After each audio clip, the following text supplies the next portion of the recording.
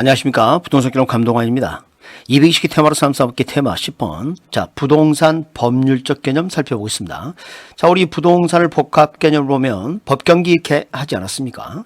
자, 근데 그 중에서 우리에게 출제 비중이 좀 높은 게 있습니다. 그게 이제 법적 개념 그 자체인데요.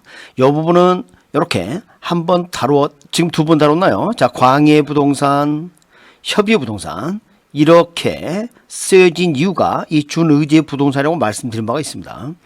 지금 여기 보시면 자 민법 제99 1항에 토지 및 그 정착물 부동산이라고 정의하고 있습니다. 2항에서는 부동산 이외의 물건은 동산 이렇게 돼 있죠.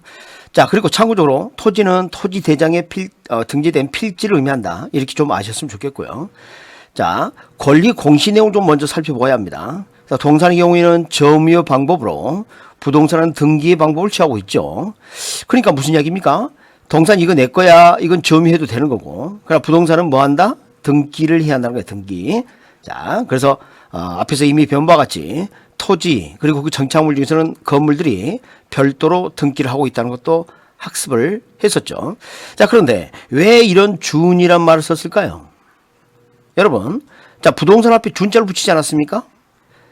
그러니까 무슨 말입니까? 원래 부동산이 아닌데 부동산이 준하게 있다는 이야기입니다. 그래서 밑에 내용을 먼저 살펴보면 뭐 자동차나 건설기계 이건 분명히 민법 제99 2항에 따르면 동산이 맞고요.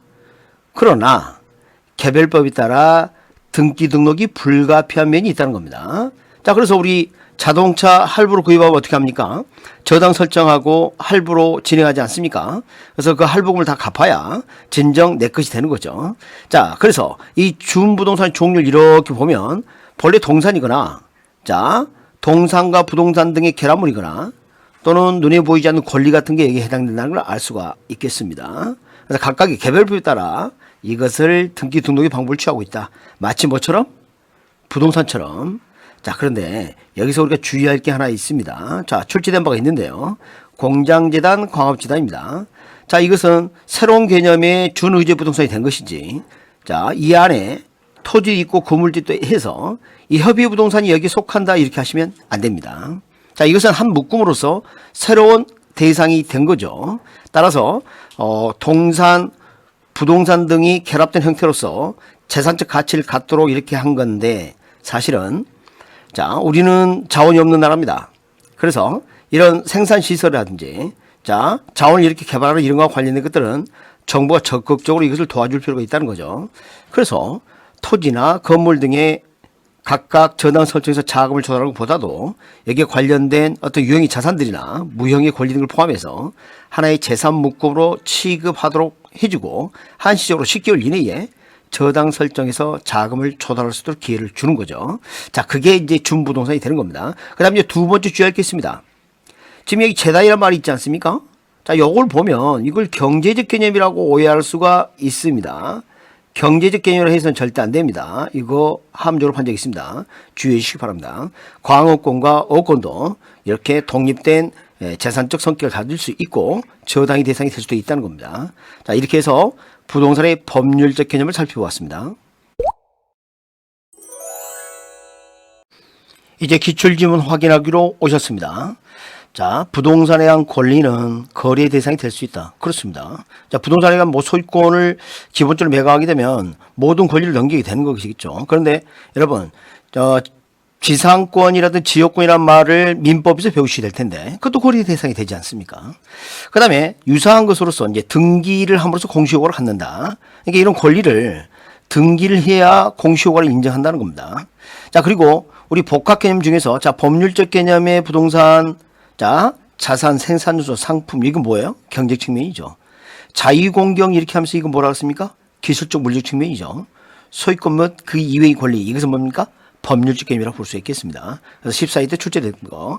자, 그렇게 볼 수 있고. 자, 생각보다 출제가 많이 된 게 있습니다. 좁은 의미, 다른 말로 뭐라 한다 그랬죠? 협의. 토지 및 그 정착물을 말한다. 이게 이제 민법 제99조 1항의 내용 아닙니까? 자, 요 표현하고, 그 다음 뭐라고 돼 있죠? 민법 이렇게 돼 있습니다. 여기 보십니다. 27회, 15회 추가 29회. 어떻습니까? 생각보다 많이 출제됐다는 걸 알 수 있습니다.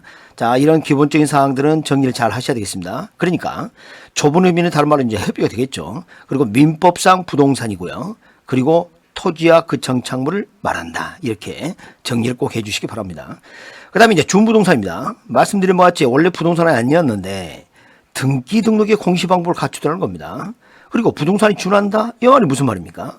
자, 등기가 되기 때문에 등기 등록의 방법을 취하기 때문에 저당의 대상이 될 수 있다는 거죠. 그래서 여기 유사한 문제들 좀 보시면 자, 준부동산은 부동산과 유사한 공시 방법, 넓은 의미의 부동산의 포함 그렇습니다. 그래서 준의 부동산이 없었다면 넓은 의미, 좁은 의미란 말이 사실 필요하지 않았겠죠. 그 다음에 공장재단이나 광업재단은 부동산에 준하여 이 말이 뭐예요? 준부동산 이런 거죠.